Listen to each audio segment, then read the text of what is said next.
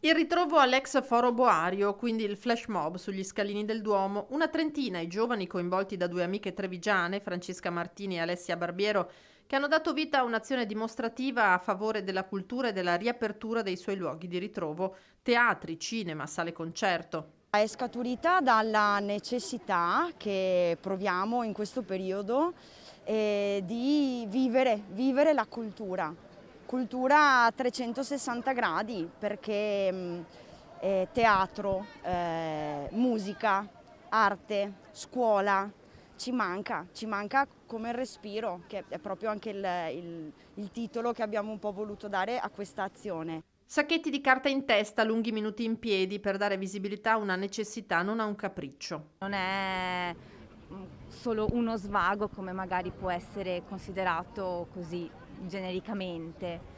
È una mancanza di riunione, di unione, di ritrovo per tante fasce sociali. Il dibattito sulla riapertura è in corso, l'ipotesi è il 27 marzo, ma le incognite sono ancora molte. Ok, riapriamo, ma in che modo? Quali teatri, quali sale, quali cinema possono permettersi una riapertura, insomma, in Italia? E abbiamo deciso di dare un nostro contributo anche per portare l'idea che la cultura in realtà è essenziale. Da qui la partecipazione al flash mob di giovani da Treviso, Mogliano, Vittorio Veneto, semplici sostenitori del mondo culturale ma anche professionisti del settore. Con questa semplice azione, perché è semplicissima, con delle parole basilari, vogliamo lanciare un messaggio. Ricordatevi che una persona per stare bene ha bisogno della cultura.